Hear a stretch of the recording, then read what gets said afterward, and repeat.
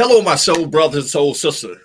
This is the Ron Smith Investigate Show, where we separate the real from the fake, the fact from fiction, and give you the winner's edge. And sometimes we able to turn your water into wine. Today, we will continue our series on money, financial literacy. Did you know we spend money all the time, and money is all around us? But how many people actually have a plan for their money? And one of the things that we're going to talk about, we're going to talk about some of the basics today. And one of the things that Sean Carter, and I call him the 21st century poet, also known as Jay-Z, said, "I am a businessman." And what he mean that is that we have to change our way of thinking. We have to do a paradigm shift of how we view ourselves.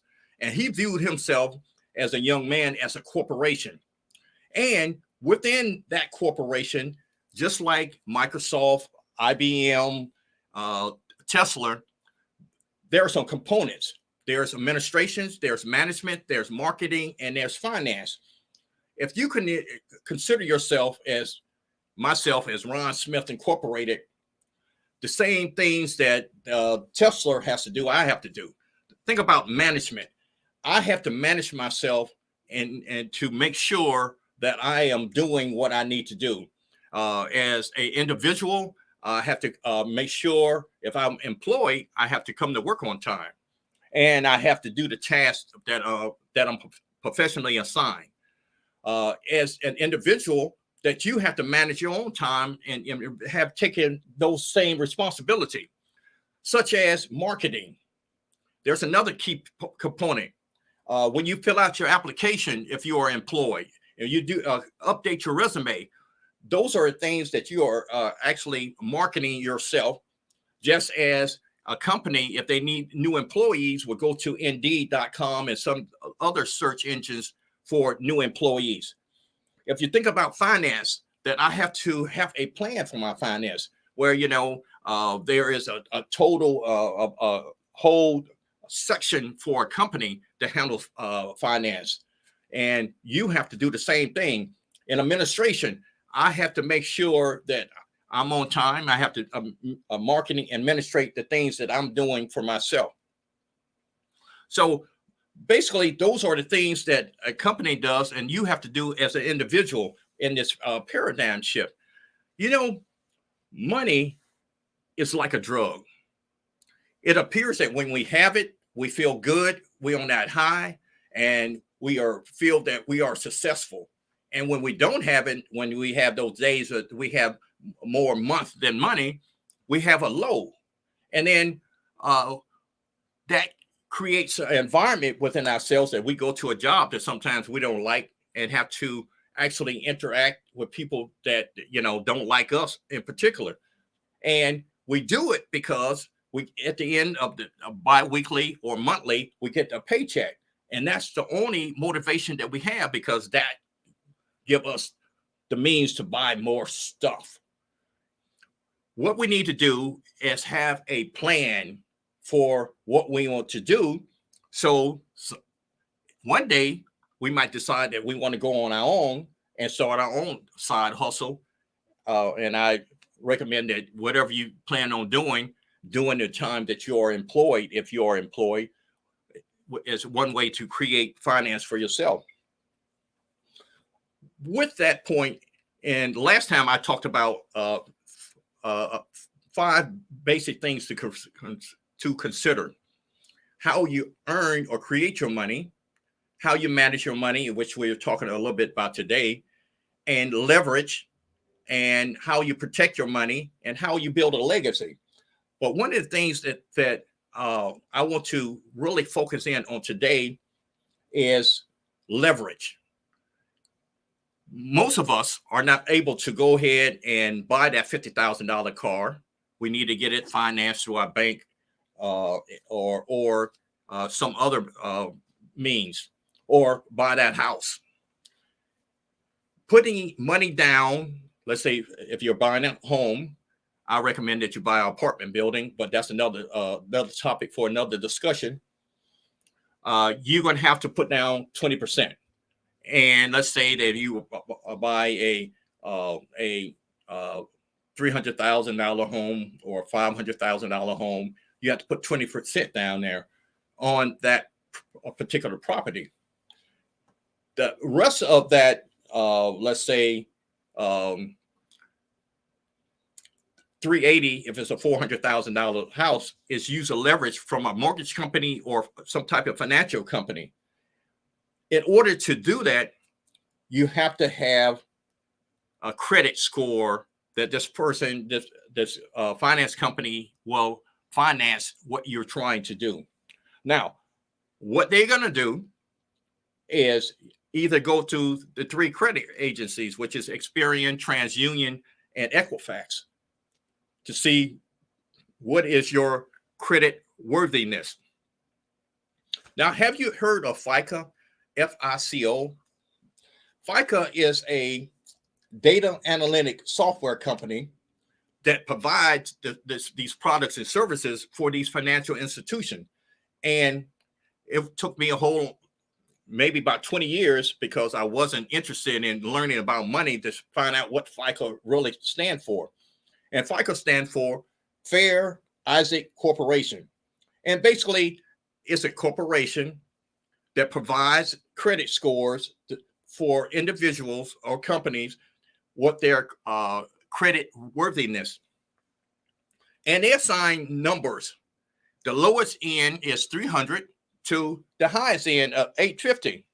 And you remember, I think 2 shows ago, I told you that some of my peers, when my first job when I was in the Marine Corps, had scores up to 750 to 850. And I was not aware of that these guys were in that bracket and how they got there. By way of review is that basically their parents or someone put them on their credit card as the authorized users. And to order to get the 800 and 850 credit score, you have to have a exemplary record for over 10 years. So think about it. And here's my tip is that if you have a young person, child, or, you might be an uncle or aunt, that you have a person that you want to make sure that they succeed in life, you need to start when they're preteen. So basically, you get a credit card, and I suggest that you a credit card that you know that you're going to pay off every month. So basically, you can keep those credit high. So an active credit card over a 10-year period would be able to get you into those high-end credit score. And that's what we want to look at, because basically the financial institution, they would rate you on your risk of you paying back. Now, there's several things that they look at. They look at your credit history, which means that 10-year period that I'm talking about of on-time payment. They look at how much debt you have, because if you're not paying in cash, a lot of people say that I don't want no debt and I want to pay everything in cash. Well, you don't have a credit history if you pay everything in cash, and they don't understand what you repayment history. See, all these things are taking place. And just because you don't owe anybody means that basically they don't have no history on you, and you'll probably end up paying just as much as somebody who has a, let's say, 550 or 650 credit score. So you need to make sure, if you're not what I call a trust fund baby, that you can pay all these large items in cash, that you might need to consider that. So one of the ways that you can get your credit score for free is Credit Karma. And if you can Google free credit report, that you are entitled to get a credit report at least once a year for free. So one of the things that this segment is about is make sure that you know what your credit score is. Now, what you don't want to do is apply for a lot of credit cards, because that is another black mark that will reduce your chances of actually improving your score. And if you're ready to, let's say within the next 6 months, you know that you want to purchase a large item, whether it is that new car or that home or the apartment building that I highly recommend that you do not apply for these credit cards from certain stores. The stores that used to be in the mall, and I'm not going to name them, but those things count against your credit score. One of the things that, besides leverage, I want to talk about protection. Everybody knows that, especially in the state of Virginia, you have to have car insurance. And if you have a employee, they have policies where you can get health insurance. And one of the things that I want to just mention today is, how do you build a legacy? Two things that you can do that most people think that you have to be very wealthy to do. Now, one is I'm going to talk about being a trust. Most attorneys won't talk to you unless you have at least minimum $250,000. But you can't do a will. A will will protect the assets that you have and distribute it to the people that you want them to have. The next thing is get a insurance policy.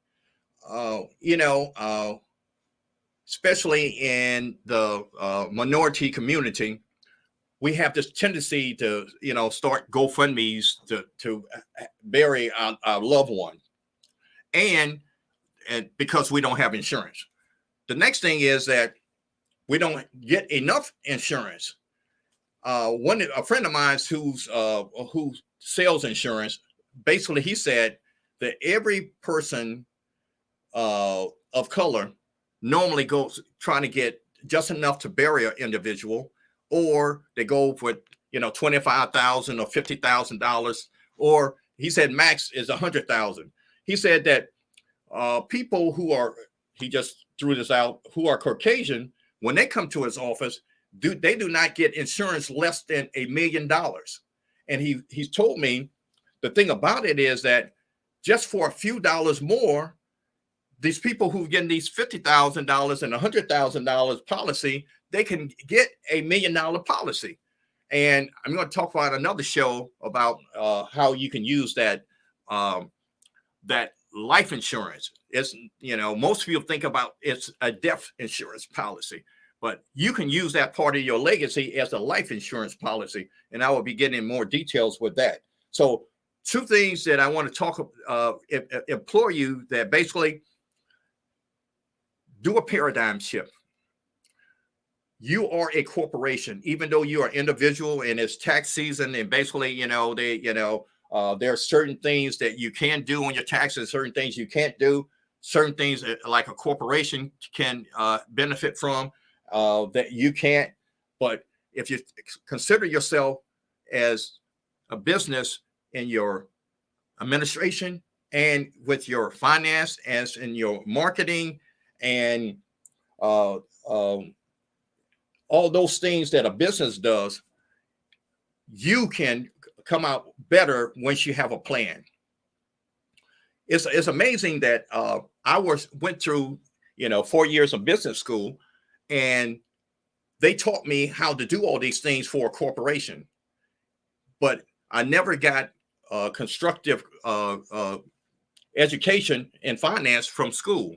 So that's the reason why we're starting this series, that we're going to start. These are some of the things that we are talking about, the basics, and we're going to build upon them each session until basically we're talking about investment. We're talking about what you need to do as far as what we call personal banking with your life insurance policy, et cetera, et cetera.